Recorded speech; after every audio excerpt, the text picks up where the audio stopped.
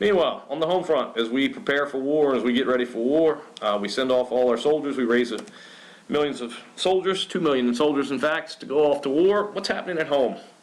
Well, there's a lot of jobs now available that haven't been available before. Employers are going to hire women for these jobs that had traditionally been men, and to many people's surprise, women prove that they're capable of holding the jobs that people thought only men could do. This is going to be very helpful for women. This war, as horrible and terrible as it is going to be good for women because they prove that they can do these jobs, and it's going to push the idea that women suffered, the suffrage movement has been pushing for a long time, that women are equal to men. The 19th Amendment is going to pass in 1920, right after the war, basically because of this. Right? So the 19th Amendment is one of the results of the war, especially for women. This is very important. Pause here. For African Americans, there's also a big change. There are segregated units, not a lot, but there are some segregated units, and there are even some black officers.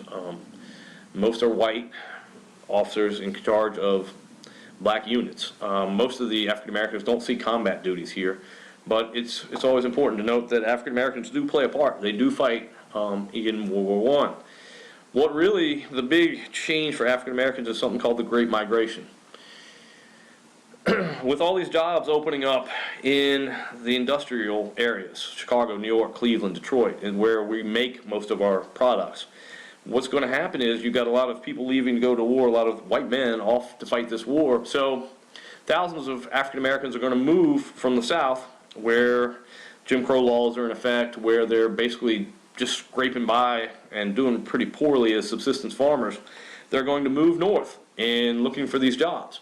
And this is going to forever change the racial makeup of our big cities up north. Chicago, New York, Cleveland, Detroit. These places are going to have large populations of African Americans. So it's a big change as far as our cities go. So this is called the Great Migration. Pause here. Not long after America enters the fighting, we enter in October of 1917, this war is going to be over. Basically what happens here, we'll skip to the end of the story here. America's military resources of soldiers and war materials are going to tip the balance. Germany looks at this, and the Central Powers look at America coming in, and this is one too many people to fight. They can't handle the amount of soldiers, the amount of people that we can put into this war, the amount of materials, our industrial might. Remember, we're the leading industrial country in the world. The boats, the guns, the tanks, the planes, all the things that we can bring in, it's just too much. Germany sees the writings on the wall, and they're going to surrender. Not long after we enter. We don't fight a whole lot in this war. We only fight in a couple battles, but we're pretty successful. We do a pretty good job in it, and again, Germany sees when we bring all those things to the battlefield that they just can't win. Germany surrenders on the 11th hour of the 11th month of 1918. Okay? The 11th day, the 11th month, and the 11th hour of 1918, Germany surrenders. This forever will be Veterans Day. This is what we celebrate in the United States as Veterans Day. So this terrible war is over, finally. Pause here. On to the peace. Wilson is a very idealistic guy. Wilson believes that we are the ones that won the war. The United States is really the reason that this war was won. And he believes that since we won, it's our duty to lead the peace process. And he comes up with a plan. He works very hard on this plan. He calls it the 14-point plan.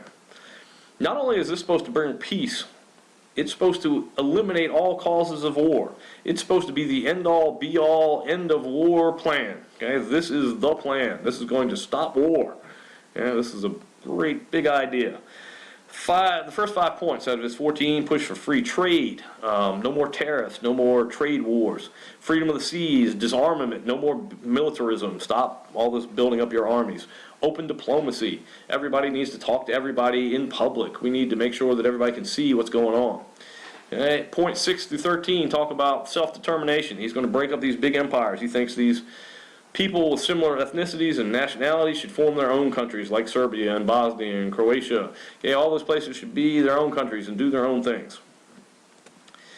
14th point. He says we need something called a League of Nations to help preserve world peace, a organization dedicated to solving problems and arbitrating when there are problems and making sure the world is a safe place. So Wilson sets off and goes to the meeting where we're going to discuss the end of the war with this big plan. He's going to lead the peace process. The United States is going to end war. Yeah, go United States, we can do this. And Wilson sets off with a great deal of optimism. He's going to end the war. Well, he's going to end war, period. And when he gets to the meeting, he finds out that the rest of the Europeans think we're a joke. They pretty much laugh at Wilson and all his ideas and say, you are just an idealistic fool. And this is just not going to happen. So, let's see what actually does happen. Pause here. Treaty of Versailles is going to be the treaty that ends World War I. Largely, Wilson does play a large part. They do listen to some of his ideas, but for the most part, they do what they want to do. And when we say they, we're talking about the British and the French and the Italians are going to basically set the terms of this. You'll note that one of the big allies is left out of this, and that's Russia. Because Russia has a new government and it is led by communists. Everyone, both sides are scared to death of communism.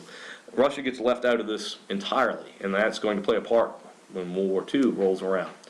So some nationalism happens. Some things do happen. Poland, Czechoslovakia, Yugoslavia, 9 other countries are going to be created here. Nationalism does happen in small amounts. But as much nationalism happens, then you have this happen. And the British and the French are looking to expand their empires, and they do. They take over the Ottoman Empire, carve it up into pieces, and say, hey, we'll give nationalism a chance at some point, but not right now. They take over Iraq, Syria, Lebanon, Palestine, and a lot of places where there seems to be, interestingly, oil, which is going to make them rich. So, not quite on the nationalism train like Wilson wanted. Pause here. The big problem with the Treaty of Versailles is this. Wilson wanted to try to make everybody friends and hold hands and let's all be good and nice and treat each other well. Well, the people who have bared the brunt of this war, the British and the French and the Italians, have had no such qualms. They want to demilitarize Germany. They want to take Germany apart.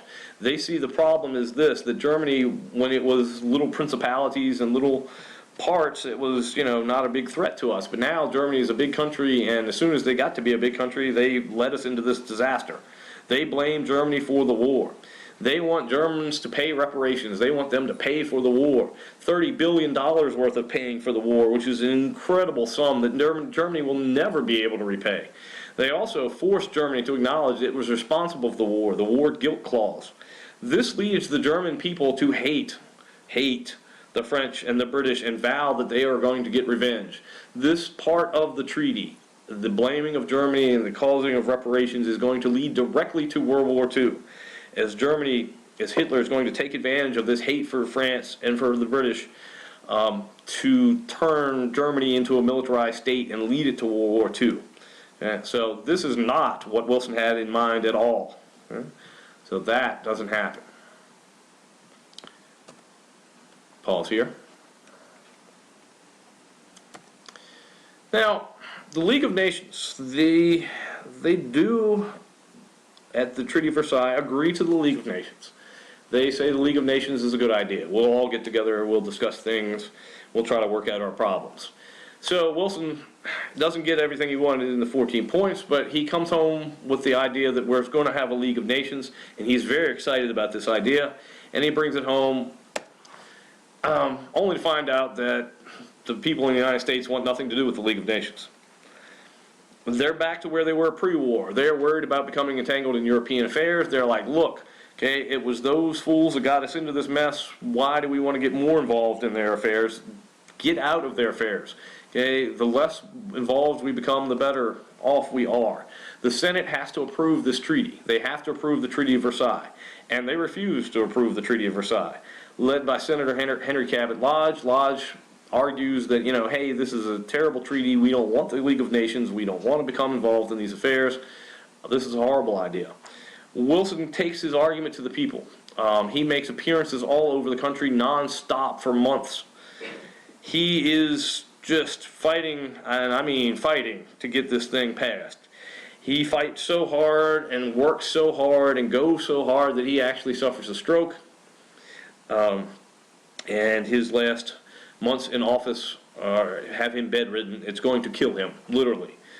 He does not finish his campaign. It does not happen. There's going to be no League of Nations, and we're not going to sign on to the Treaty of Versailles. Paul's here. We don't sign a peace treaty with Germany until 1921. We sign a separate peace treaty. We do not sign on to the Treaty of Versailles. We never do join the League of Nations. We become an unofficial observer. The League of Nations doesn't really prove to be very effective, obviously, as we head into World War II. The problem it has is that there's still a nationalistic feeling, and everybody wants what's best for their own country and not necessarily what's best for the world. Especially the British and the French are more interested in building an empire than peace and prosperity for everyone else. So they're doing their own thing. The League of Nations is like the United Nations of today, but again, the United Nations eventually is going to prove to be not much more effective than the League of Nations. Paul's here. So what's it mean for the United States? What's the big takeaway for us?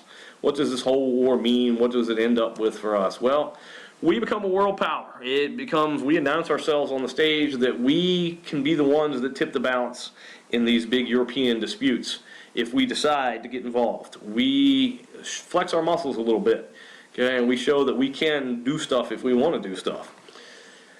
But when we get home, when the soldiers, if too many men come home, there's economic uncertainty. It's a disaster. You've got 2 million men coming home looking for jobs, and you've got inflation, and you've got unions going on strike. The country's economy turns into a disastrous mess. There's also all kinds of racial unrest. Soldiers come home and find out that some of these jobs not only went to women, they went to African Americans, and they're not real happy about it.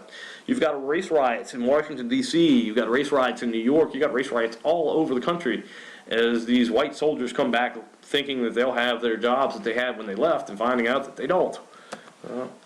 You have the Red Scare. Russia, when it went into a communist nation, this is a terrifying thing. People are scared to death of communism, especially in the United States. The United States is built upon the idea that personal property, you get to own property, you can do with your property what you want to. Communism is all about the property is that of the governments, and we are going to take everything, the government's going to own everything and share the wealth. Well, the United States is all about personal wealth, communism is all about share the wealth, and this doesn't go along well at all. People are terrified of communism. They're afraid that unions, for instance, are going to organize into some sort of communist state and take over, which leads us to the Red Scare, where everyone's a communist, everyone's reporting their neighbors as communists. There are lots of, the FBI basically is found at this time period to investigate whether or not communists are in the United States. People are being arrested and accused of being communist. It's a scary time to say anything against the government, to say anything in support of communism or Russia. It is a scary time as people don't trust their neighbors. They're all concerned that everyone's a communist. This whole experience is a bitter one for most Americans. They become anti-immigrant. They are very nervous about these Eastern European immigrants that are in the United States. They're afraid that they're all communists. And then, speaking of that, they're anti-communist, they're anti-union, they're all kinds of anti-things. We are very self-centered. We want to go back to the way it used to be, where we focused on us and we got out of European affairs and we're not involved in all this stuff. And instead of really stepping out onto the world stage and continuing to flex our muscles, we do what America has always done. We made our little appearance, we turn around, and we begin to ignore the world and work on ourselves. And we're just going to turn our back on the world and not pay much attention to what's going on. And if we had paid attention, maybe we would notice that Hitler is coming and Stalin is coming and all kinds of bad things are coming, and we're just not paying attention. But we go back to doing our own thing, and that is the end of our World War I section.